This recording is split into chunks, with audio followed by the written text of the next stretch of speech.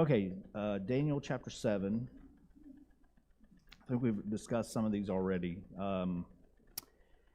Number 16 said, "Did the Grecian Empire always have four heads?" Now that relates to the beasts that were mentioned here, and this is the one that was the beast with the four heads, and that would be chapter 7 and verse 17.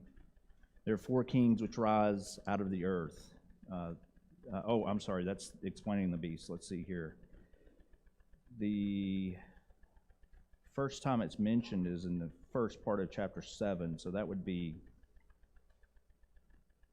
verse 6.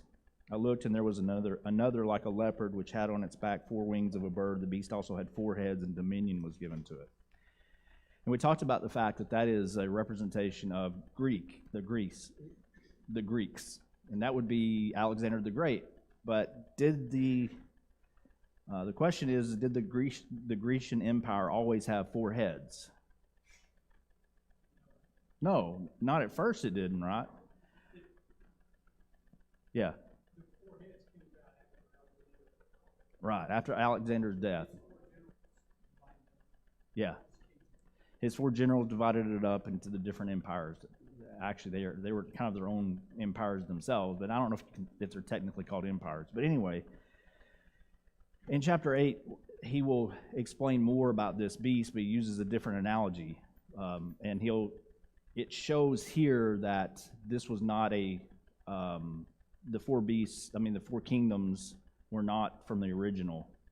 It shows that in this. But it's interesting to call it, because the imagery is after things were already established. They had pretty much conquered all the territory that was going to be conquered and then Alexander died, and then it broke up into four pieces. So the beast is shown to be four-headed, but it wasn't four-headed until later. So what we're seeing here, the reason I'm pointing that out is because a lot of times in prophecy and these kind of things, we want to see within the time frame of the kingdom what exactly that might be pointing to. Different scenarios and activities might be pointing to, but they're looking at an overall scope of what this beast is. The beast is a a four-headed beast. And that's important to note because he's seeing it in an overall picture, not just as it happens or as it ends. It's the whole thing as a whole. Kind of from the outside perspective of the eternal perspective of looking at the timeline, it's just seeing the whole thing as it stands.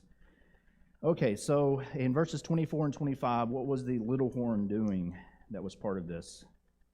This is related to the fourth beast, by the way.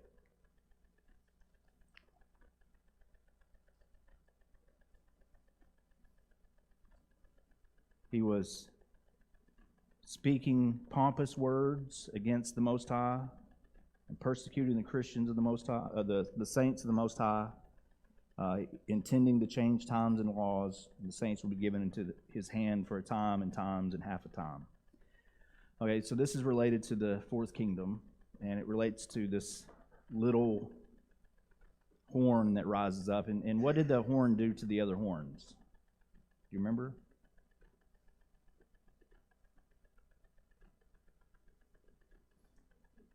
What did the little horn do to the other horns? Uprooted three of them, right? And I've read several things about theories about what that means. What's important is the recognition that this person, or this, if you want to call it a person, it could be a kingdom, the way things are stated. But whatever it is, there's going to be blasphemies against God. He's going to try to change times and seasons. The saints will be given to his hand for a time, times, and half a time. And incidentally, do you know what that means? Time, and times, and half a time. A long time, yeah. How would you explain that if you're going to put it into certain? How much time is that?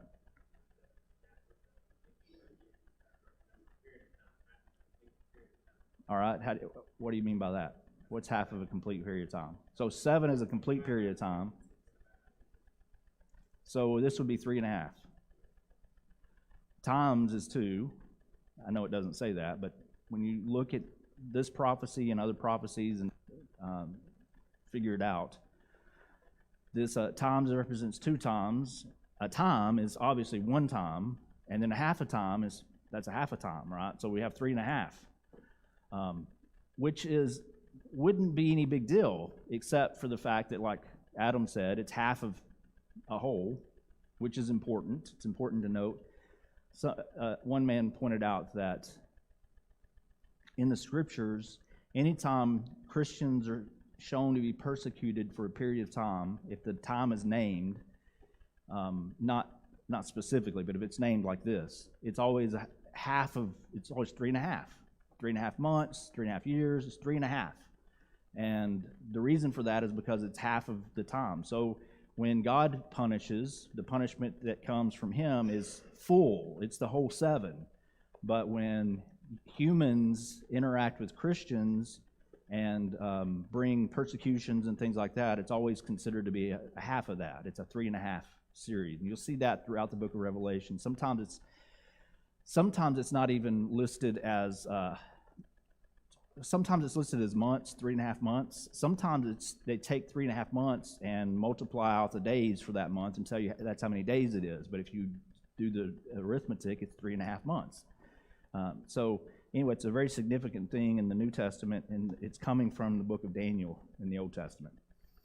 Okay, so in number 19, what could it mean that this one came from the same beast as the 10 kings but was different from them? This one horn rose up, but it was not part of the 10 horns. It was something different and even smaller, but still had a huge impact. What could that imply?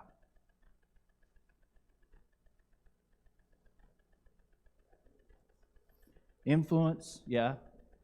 It could also indicate a new chapter, a new lineage that's going through. It could indicate that. I'm asking vague questions because honestly, I don't know what this means. But as far as pinpointing exactly who that is, but it is important that we recognize what's being said. So some people recognize that this is various rulers. In fact, I saw one article was pretty convincing. Said that he counted up 10 different Roman emperors, and after the 10th one, there was the man's son took over and started a new lineage, and he changed quite a bit of the structure of Rome and that kind of thing. It very well could be that, but I don't want to suppose.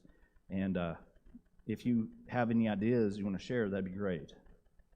But if you look at, we looked at Revelation chapter 13 last week, right? The Revelation 13 and the sea beast. And we talked about the differences and the similarities.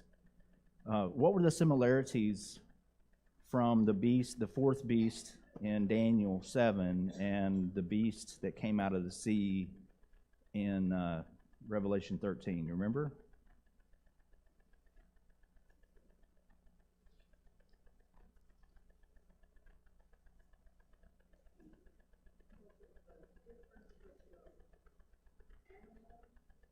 Yeah, so we're looking at the difference between, or the similarities between the 4th beast in Daniel 7 and the beast that comes out of the sea in Revelation 13. How were they similar?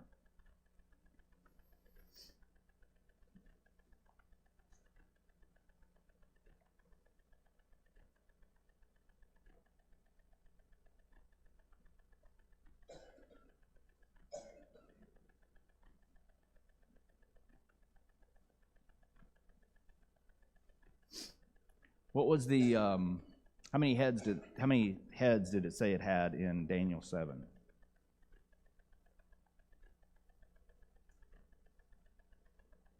It didn't. It didn't say how many it had at all. How many were in Revelation 13? 7. How many crowns or horns were there in Daniel 7? 10. How many horns were there in Revelation 13? 10, right? So there's a similarity there. If you remember the description of this beast, this is earlier on in chapter 7. Let's see here. Chapter 7 and verse 7. How is it described there? We got a lot of descriptive words. Dreadful, terrible, strong. What kind of teeth did it have? Iron teeth, devouring, breaking in pieces, trampling the residue with its feet. And it says it was different from all the beasts that were before it, and it had 10 horns. All right. So if you look here, back to Revelation 13, it said that he had 7 heads. This beast had 7 heads and 10 horns. On the 10 horns, 10 crowns, and on its heads a blasphemous name. It was like a leopard. His feet were like the feet of a bear. His mouth was like the mouth of a lion. The dragon gave him power in his throne. And I saw one of its heads. Well, let's see here. In verse 5, it says, he was given a mouth speaking great things and blasphemies, and he was given authority to continue 42 months. By the way, what does 42 months work out to be? 3.5 years. Isn't that interesting that he was given this time in Daniel chapter 7 for 3.5 times, and now in Revelation 13 he has given it for 3.5 months, which is symbolic. It lasted more than 3.5 months, but it's still there. Look at verse 4. What kind of beast is described there? How would you explain that one?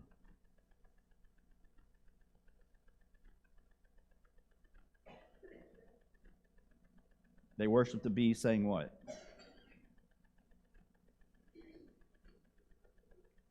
Who is able to make war with him? Okay, what does that mean?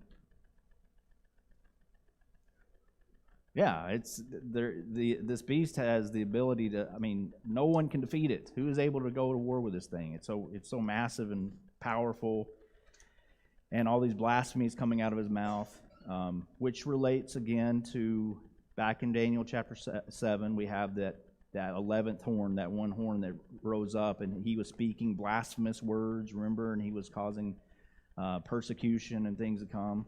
So if we're looking at time frames, whatever that horn relates to in Daniel also relates to this time when the Roman Empire is speaking blasphemies against God. Were the Romans always speaking blasphemies against God? No. When did they do it? I mean, I'm not looking for a date, but when did they start doing that? What did they start doing in order to speak blasphemies against God?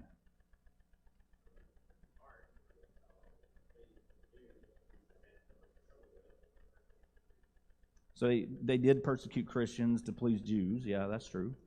You had something, right?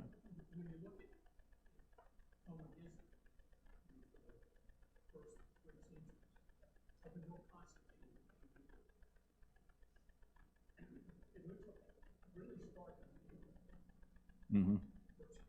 Yeah.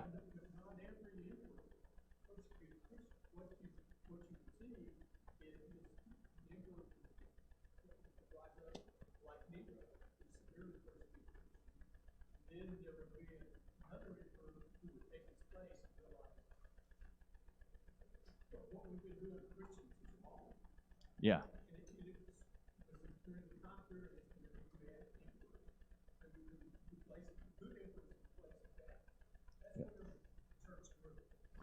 Yeah.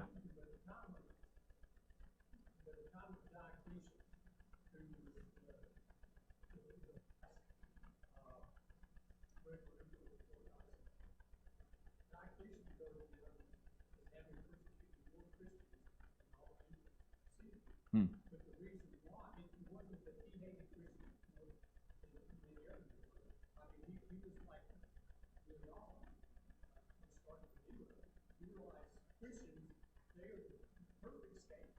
Yeah, that's true. They became a scapegoat. Yeah, that's true.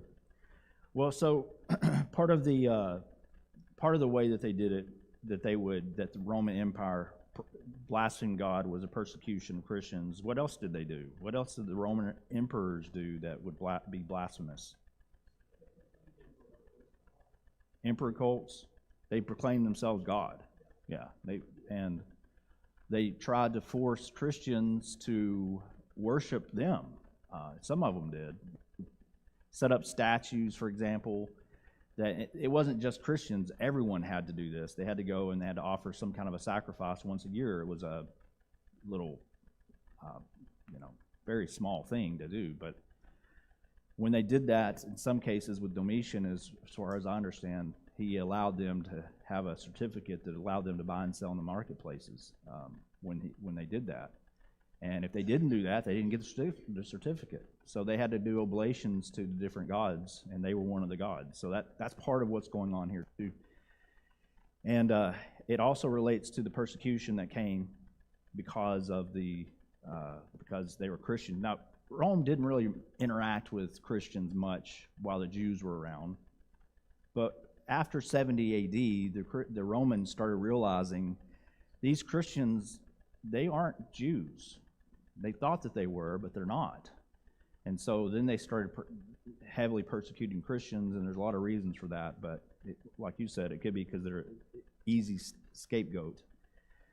Okay, so there are a lot of similarities. The only difference really of note that you can see that's stated is that it says in Revelation 13 that it had 7 heads. And this one in Daniel doesn't say how many heads it had. And that would be the only difference, and it's not really a difference. It's just maybe an omitted fact.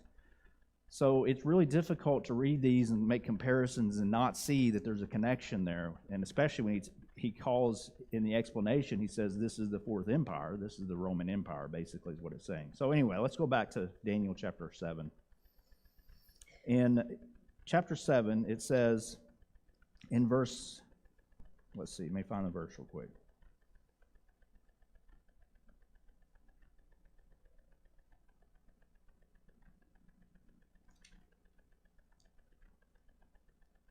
Verse 27, then the kingdom and dominion and the greatness of the kingdoms under the whole heaven shall be given to the people, the saints of the Most High. His kingdom is an everlasting kingdom, and all dominions shall serve and obey him.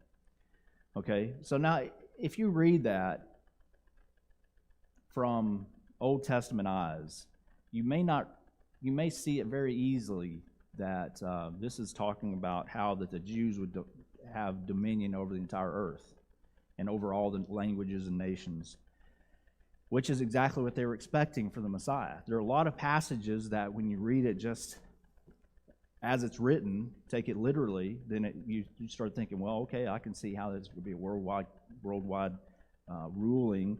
And here it says he's given to the kingdom and dominion, and the greatness of the kingdoms under the whole heaven shall be given to the people and the saints of the Most High. So it would be easy for you to say that. When the Jews had these wrong notions, it wasn't in a vacuum that they had these. There were passages that were in the Old Testament that made them think this way. They just didn't understand the passages, and Jesus came along and explained them basically by his life, if nothing else. So, according to Daniel chapter 7, what was given to the people?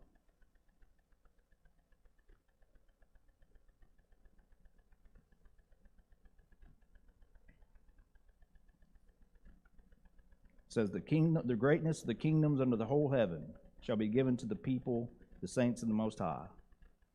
So what was given? The rule of the earth, right? The kingdoms of the nations of the world were given to his people. And who were the people here? Who does it say the people were? The saints of the Most High, right? And what are saints? Christians, what we know of now. What does the word mean? People who have been sanctified. People who have been made holy. These are the holy people, the holy ones. And they were the Jews considered to be the saints of God? They were. During that time frame. But not ultimately we're looking at. All right, so it shall be given to the people, the saints of the Most High. And what is unique about the kingdom that was given to the people?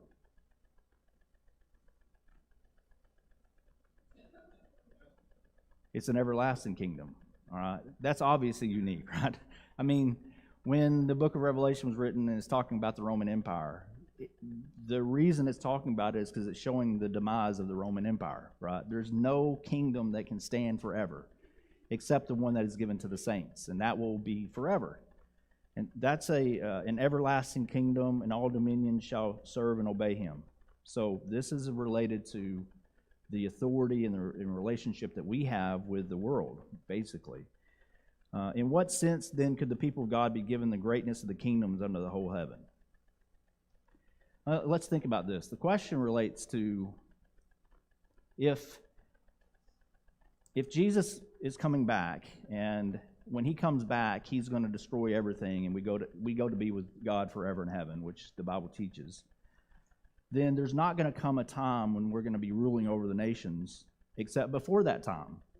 And before that time, do we have any hope or expectation that we're actually be ruling over the nations of the world? Not in the literal sense, right? We have to be careful because we can get caught up in the same idea the Jews got caught up in, that we're going to have this Messiah. He's going to come. He's going to deliver us. In fact, Alexander Campbell and many others held to the belief that the church was going to eventually rule over the world, and not with an iron fist, but most people are going to become Christians. We're going to live in a golden age for 1,000 years, and then Jesus will come back. I love the idea, but I don't think the scriptures necessarily teach that. But he believed that because of the book of Revelation, and that's the difference between postmillennial and premillennial ideas about Jesus coming back. So the premillennial idea is Jesus comes back, and then we have 1,000 years of reign on the earth, and everyone is superior to everyone else. The Christians are the superior people on the earth, and everything is, since it's being run by Christians, everyone gets along. There's great peace in the world, that kind of thing. It's not like everyone else did. We're going to do it different. And then we have the final return of Jesus, and we all go to heaven. That's the premillennial idea, very summary. Postmillennial idea is that, first of all, we're going to have a renewal. We're going to have Christianity will rule the earth and cover the earth, and we'll have peace and prosperity because of that for 1,000 years. And at the end of the 1,000 years, Jesus will come back, and he'll take his people with him to heaven. Those are the two main differences. Or there's also the amillennial thing, which says that's symbolic and it doesn't really relate either way. But in what sense could the people of God, how in the world could we look at ourselves and say, okay, this has actually come true? When would it come true, and how could it come true?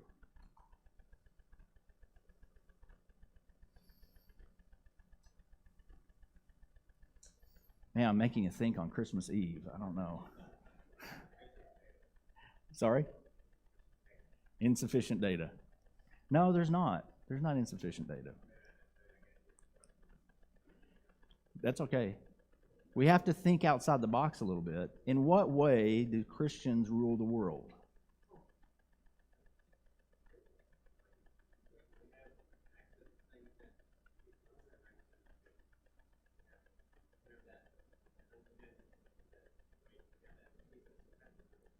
Okay.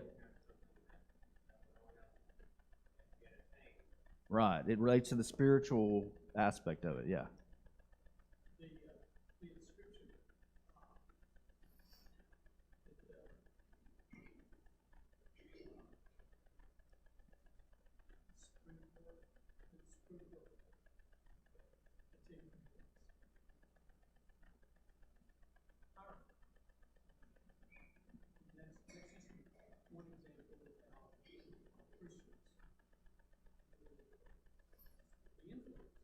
By our influence. Okay, that's one example. Yeah, that'd be one example. Would you say that Christianity is superior to the United States government? How?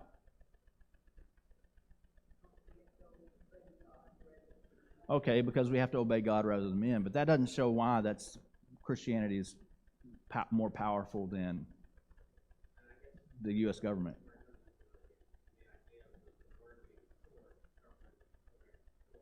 That's getting closer. Yeah. We have the power of the Word. Yeah.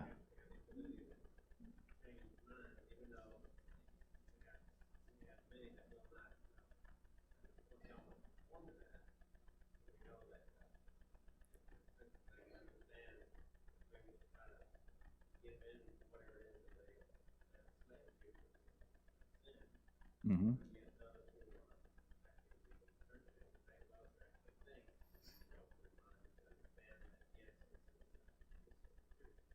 Yeah, so we have the truth and we have the ability to help other people see it. Yeah.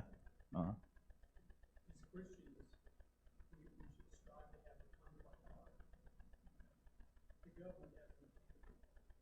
Government has a mechanical heart. Yeah, that's true. Okay, Ann. Okay, we have the indwelling of the Spirit. True. Uh-huh. Who administers it? The administrator?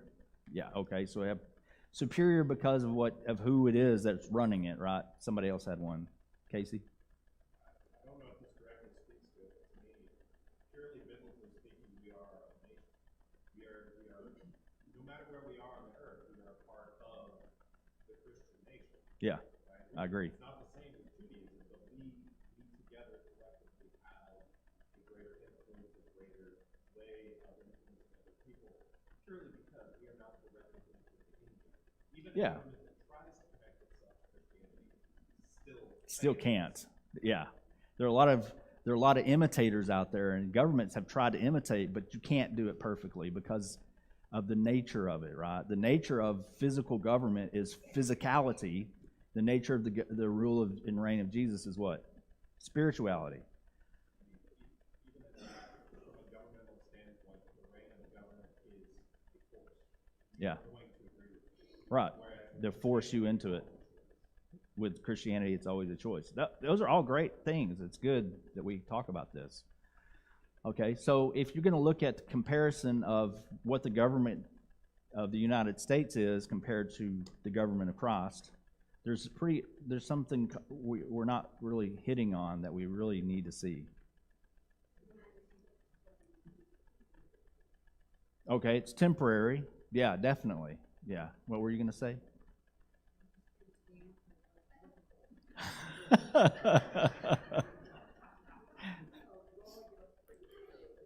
A royal priesthood? I don't like to ask a question and give you the answer. That's the whole point of the discussion. Has a what? Yeah, it's a head. It has a head. That's Jesus. Yeah.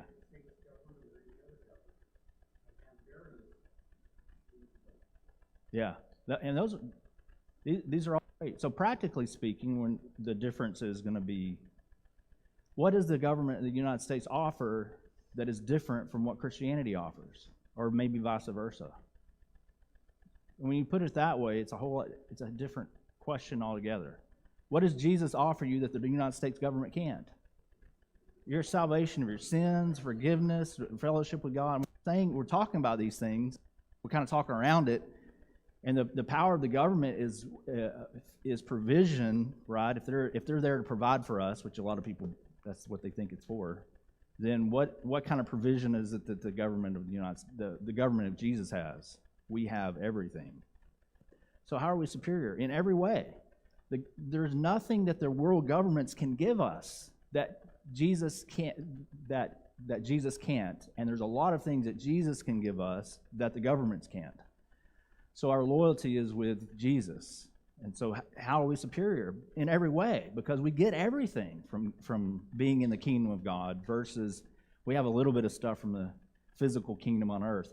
What do they provide for us ultimately in the physical realm? Taxes? That's what we provide. They provide us social structure. They provide, to a certain extent, we have a safety net if we have help if we don't have anything left, which is funded by us. It's self-governance is what it is. We're provided security and safety, right, to a certain degree from outside enemies and supposedly inside enemies too. So there are things that the government does, and it functions in its proper, appropriate way, but it can't provide everything. Now contrast that with the idea that the government of the Roman Empire, think in your head what they might think that they could provide, or what they think they are, or they thought that they were. They thought they were everything. If they could control everyone, they could do everything, they could run everything, and everything would be perfectly fine because they're going to, might makes right. But Jesus can rule our lives, and even though we're a small minority of the entire world, that doesn't mean that we have less. That doesn't mean that we are not rulers of the world in a sense, right? So I think it's important for us to think about that. The governments of the world can't do what Jesus can do. And I think that's the point of what he's saying here in Daniel chapter 7 and really the rest of the Bible. All right, look at verse 15. No, never mind. Let's move on. Yes.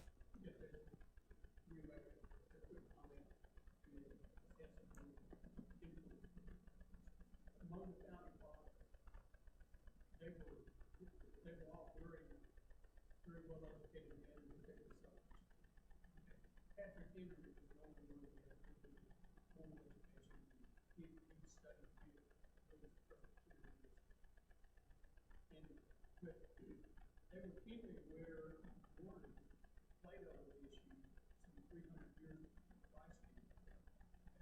What Plato said was that any democracy is going to be short. That's what's going to take place. He said as soon as the general public realizes that they can vote themselves whatever they want out of public treasury, he said shortly thereafter, this society is going to grow, then they're going to come to the end of the world. And universally among the founding fathers, they were keeping aware of that. This is what they want to do. A nation, God-fearing men and women would not do that. Right. And that's the only way government could work. A democracy could work. Yeah. As if they were a Christian nation. All right, let's look into Daniel chapter 8. This took place 2 years after the vision of the four beasts in chapter 7. So this is 2 years later. In the third year of the reign of King Belshazzar, a vision appeared to me, Daniel, after one that appeared to me the first time. I saw in the vision it happened while I was looking that I was in Shushan, the citadel, which is in the province of Elam, and I saw in the vision that I was by the river Ulai. Then I lifted my eyes and saw, and there standing beside the river was a ram which had 2 horns, and 2 horns were high, but one was higher than the other, and the higher came up last. I saw the ram pushing westward, northward, and southward, so that no animal could withstand him, nor was there any that could deliver from his hand. But he did according to his will and became great. And as I was considering, suddenly a male goat came from the west across the surface of the whole earth without touching the ground, and the goat had a notable horn between his eyes. He came to the ram and had 2 horns, which I had seen standing beside the river, and ran at him with furious power.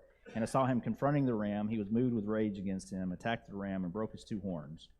There was no power in the ram to withstand him, but he cast him down to the ground and trampled him, and there was no one that could deliver the ram from his hand. Therefore the male goat grew very great, but when he became strong, the large horn was broken, and in place of it 4 notable ones came up toward the 4 winds of heaven. Out of the one came a little horn, which grew exceedingly great toward the south, toward the east, and toward the glorious land. And it grew up to the host of heaven, and it cast down some of the hosts and some of the stars to the ground, and trampled them. He even exalted himself as high as the prince of the host. And by him the daily sacrifices were taken away, and the place of his sanctuary was cast down.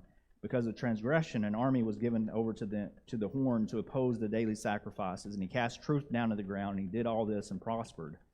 Then I heard a holy one speaking, and another holy one said to that certain one who was speaking, "How long will the vision be concerning the daily sacrifices and the transgression of desolation, the giving of both the sanctuary and the host to be trampled underfoot?" And he said to me, "For 2,300 days, and then the sanctuary shall be cleansed."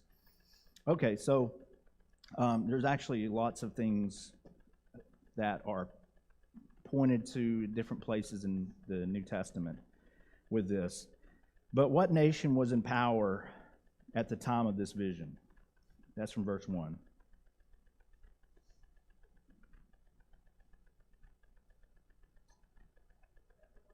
Babylon. Very good. Yeah, we know that because of King Belshazzar. All right, so what is the significance of Susha or Susa or Shushan at this time. Look at Nehemiah chapter 1 and verse 1 for the answer to that, if you don't already know.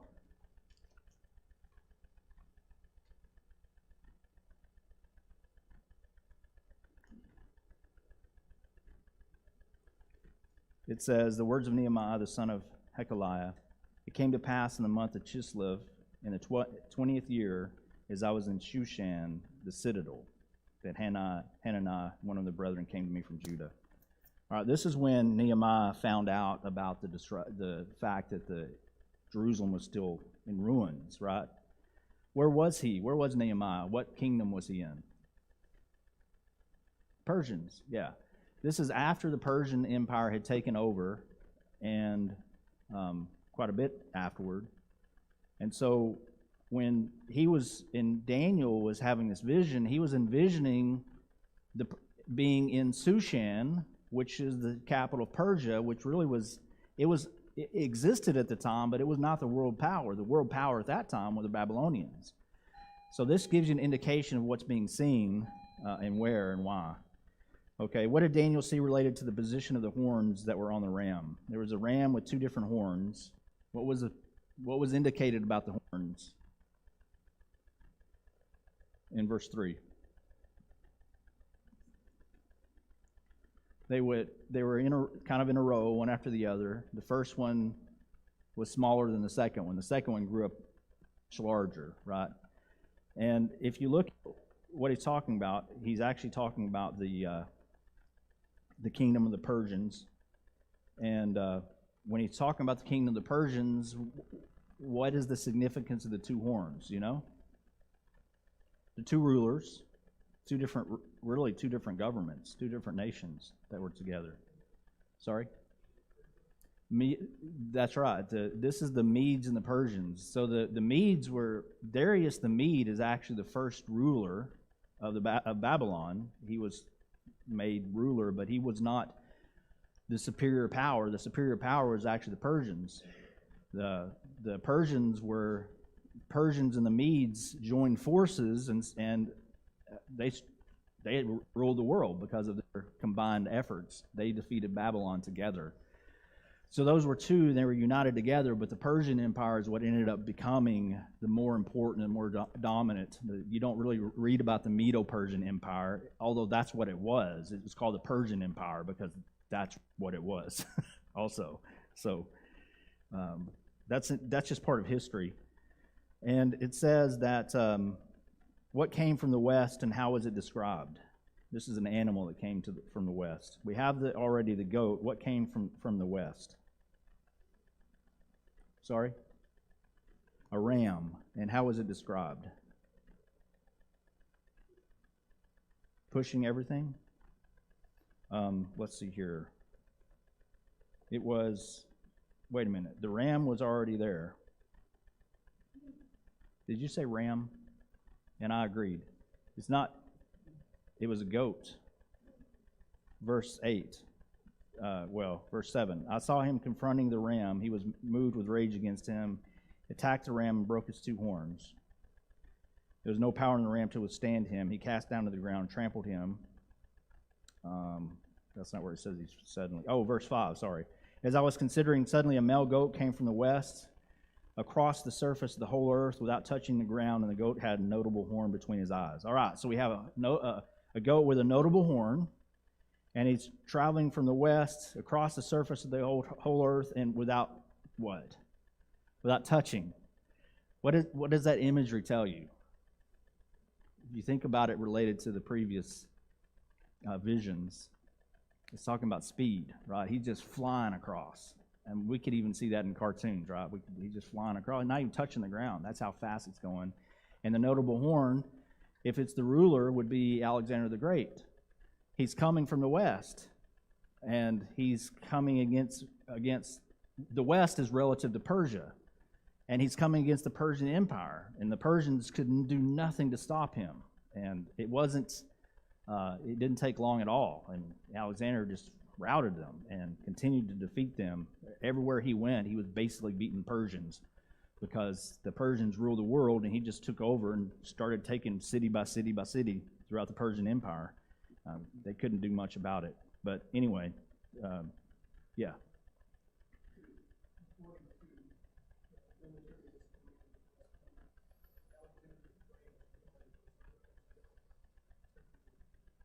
I can see why. And he had his men were devoted to him, and they sacrificed immensely for him. And by the time they got through this, they were incredibly powerful warriors. It was amazing. All right, so it says then that in verse 8, the male goat grew very great, but when he became strong, the large horn was broken, and in place of it, 4 notable horns came up toward the 4 winds of heaven. Sounds familiar, right? This would be the 4 different generals that came up besides Alexander. Alexander the Great was broken. That means his power was gone. He's dead. 4 notable horns sprang up. That would be the different parts of that empire that relate to the 4 heads of the other beast in the previous chapter. Okay? And then in verse 9 it says, out of one came a little horn, out of one of these other 4 horns came a little horn that grew exceedingly great toward the south, toward the east, and toward the glorious land. All right, and what is the glorious land?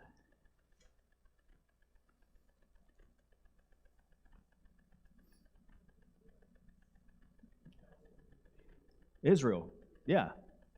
Why is it called the glorious land? This is the land that God gave them. This is written from a Jew, right? This is their glorious land. So, all right. Well, thank you for the good discussions, and we'll begin there next week, Lord willing.